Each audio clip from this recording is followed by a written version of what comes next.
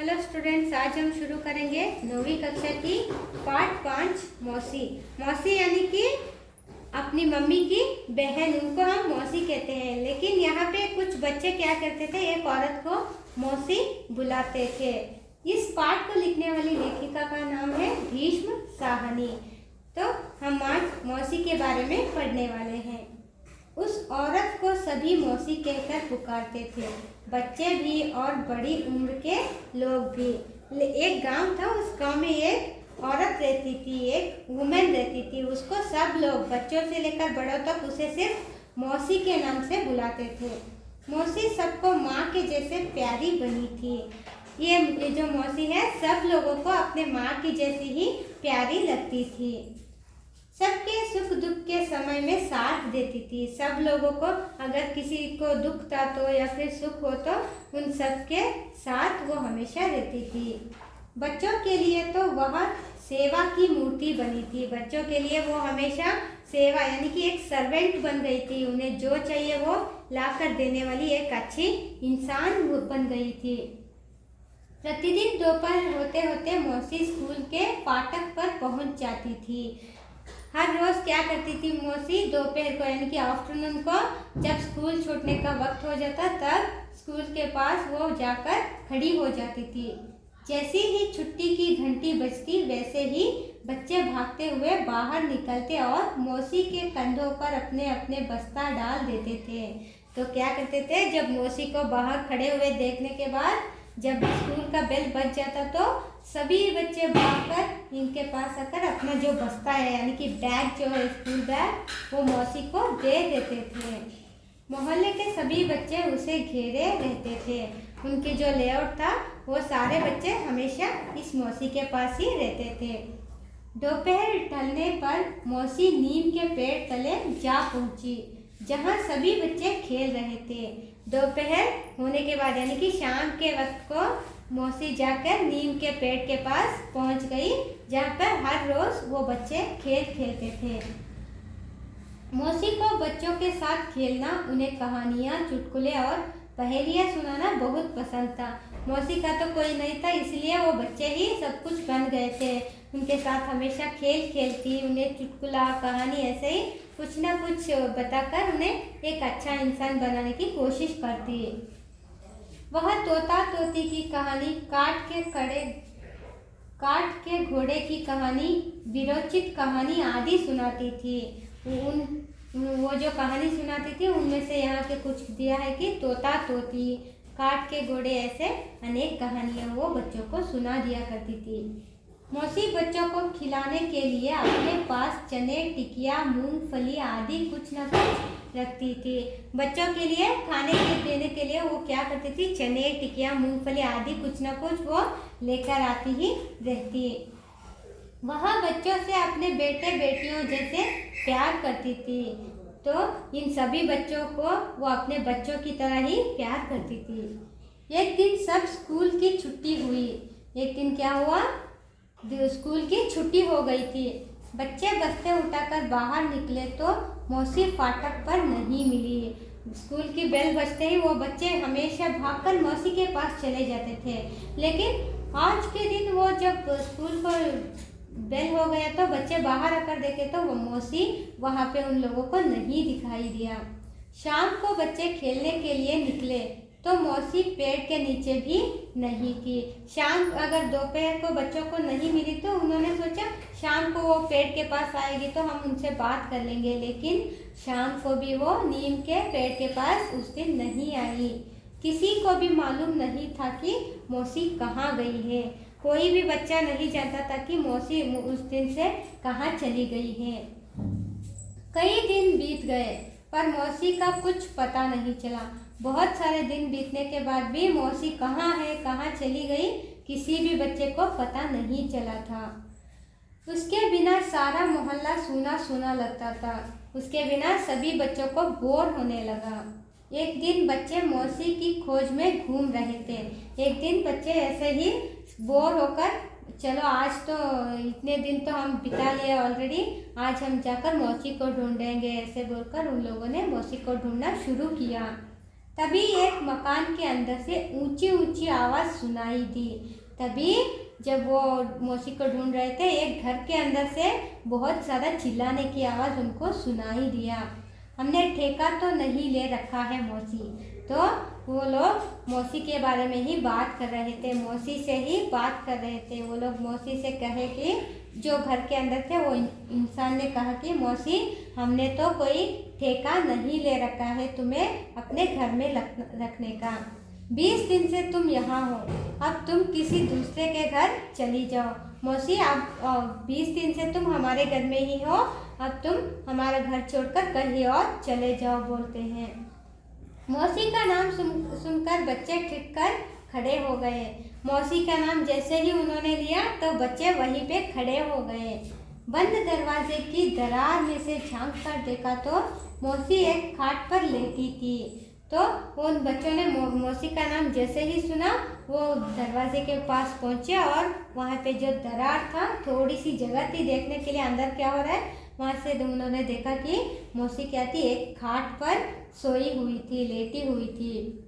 उसके बाल उलझे हुए और चेहरा सूखा हुआ था। मौसी बहुत दिन से जैसे लग रहा था कि उसे देखकर बहुत दिनों से वो बीमार है। उसने बाल भी नहीं बनाए थे और उसका मुंह भी सूखा हुआ था, बहुत उदास दिख रही थी।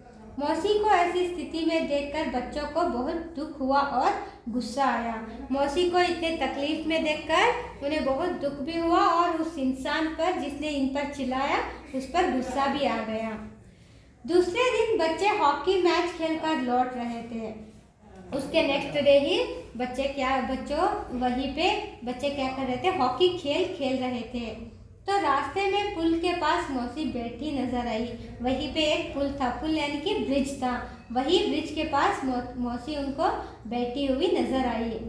उसके पास एक छोटी सी गठरी और लाठी भी थी। उसके पास एक छोटी सी अपने कपड़ों का एक टोकरी जैसा था और उसके साथ ही एक लाठी भी उसके हाथ में था, एक स्टिक था। मौसी को देखकर सब उसे घेर कर प्रश्न पूछने लगे। मौसी को जैसे ही उन्होंने देखा सभी बच्चे दौड़कर उस मौसी के पास जाकर कुछ क्वेश्चंस पूछने लगे। तू इतने दिन कहाँ थी मौसी, यहाँ क्यों बैठी हो?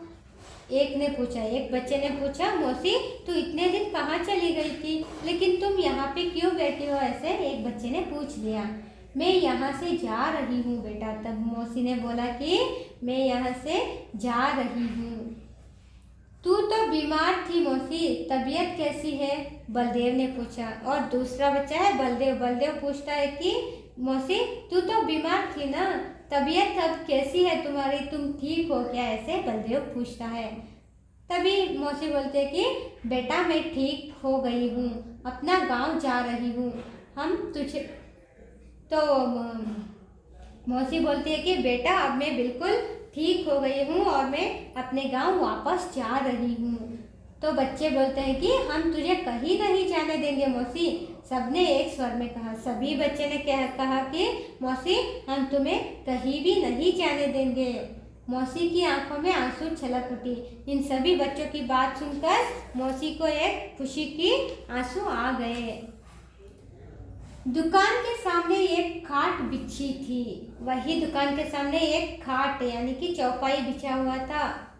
2-3 लड़के भागकर खाट उठा ले आए। वही दुकान के सामने जो खाट था उसे बच्चे उठाकर लेकर आ गए। उस पर मौसी को जबरदस्ती बैठा दिया। मौसी बैठने के लिए तैयार नहीं थी तो बच्चों ने उनके साथ जबरदस्ती किया और मौसी को वहीं पे बिठा दिया। खाट को सीधे नीम के पेड़ के नीचे ले आए। उस खाट को सीधे वो जहाँ हमेशा नीम के पेड़ के नीचे खेलते थे वहीं पे लेकर आ गए। कन्हैया भागकर अपने घर से दरी और तकिया लाया। कन्हैया ने क्या किया, अपने घर से भागकर दरी और तकिया यानी कि मौसी को बिछाने के लिए एक बिस्तर और तकिया यानी कि पिलो भी लेकर आ गया। उषा थाली में 2 रोटियां लाई। उषा ने मौसी को खाने के लिए 2 रोटियां लेकर आई। योगराज एक कटोरे में दूध लाया। योगराज मौसी को पीने के लिए दूध लेकर आया। गोपाल घर से लैंप उठा लाया। अगर रात हो गई तो वहाँ पे अंधेरा हो जाता, इसलिए योगराज क्या करता है, एक लैंप उठाकर लेकर आता है। मुन्नी पीने के लिए पानी लाई, मुन्नी ने पीने के लिए पानी लेकर आई। बलदेव के पिता डॉक्टर थे। यहाँ पे जो बलदेव लड़का था उसके पिता डॉक्टर थे। वह अपने पिता को क्लिनिक से खींच लाया। मौसी बीमार है, आप जल्दी चलकर देखिए। तो बलदेव ने क्या किया, दौड़कर अपने पापा के क्लिनिक पर चला गया और उनको मौसी के पास लेकर आया। पापा जल्दी चलिए, मौसी बहुत बीमार है बोलकर उस मौसी के पास लेकर आता है। बच्चे सोचने लगे कि मौसी को कहाँ ठहराया जाए, लेकिन अब मौसी को रहने के लिए कोई घर भी नहीं था। उसके बच्चों ने उसे बाहर निकाल दिया था। तो वो बच्चे सोचने लगे कि मौसी को अभी हम कहाँ पे रखेंगे, उसको रहने के लिए जगह कहाँ देंगे। उन्होंने निर्णय लिया कि वे बारी बारी से उसे अपने घर में रखेंगे। तो सभी बच्चों ने सोचा 4 दिन मौसी मेरे घर में रहेंगी तो 4 दिन मौसी किसी दूसरे बच्चे के घर में रहेंगे। ऐसे ही मौसी को हम अपने पास ही रखेंगे।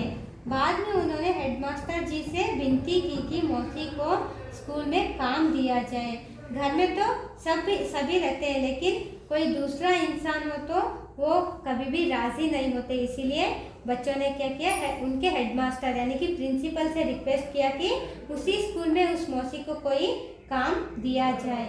हेडमास्टर जी ने मान लिया और मौसी को रहने के लिए स्कूल में एक कोठरी भी दे दी। हेडमास्टर जी ने क्या किया, उस मौसी को एक काम भी दे दिया और रहने के लिए एक रूम भी दे दिया। मौसी फिर से स्कूल के आंगन में आने लगी। बच्चे उसे घेरे रहते और वह उन्हें कहानियाँ सुनाती। अब से मौसी हर रोज स्कूल को भी आने लगे और मौसी की कहानियाँ भी वो लोग सुनने लगे। कभी कभी लाठी टोकती हुई मोहल्ले का चक्कर काटती, सभी के घरों में झांक उनका कुशल क्षेम पूछती। स्कूल के छूटने के बाद सब कुछ बातचीत होने के बाद वही लेआउट में घूमते हुए वे क्या करती, दूसरों के घर में भी जाकर उन लोगों का कुशल मंगल पूछती रहती। सांझ ढले अपनी कोठरी में चली आती और चैन की सांस लेती। रात होते ही वो क्या करती, वापस अपने कमरे में आकर वहीं पे रेस्ट करती थी। इस तरह बच्चों के प्रेम व स्नेह भाव से मौसी के जीवन में खुशी के दिन लौट आए। उनके बच्चों को बाहर निकालने पर भी उन बच्चों ने क्या किया, उस छोटे बच्चों ने ही उस मौसी को संभाला, एक काम दिलाया और रहने के लिए जगह भी दिला दिया। इस तरह इन मौसी और इन बच्चों का प्यार हमें यहाँ पे देखने के लिए मिल जाता है।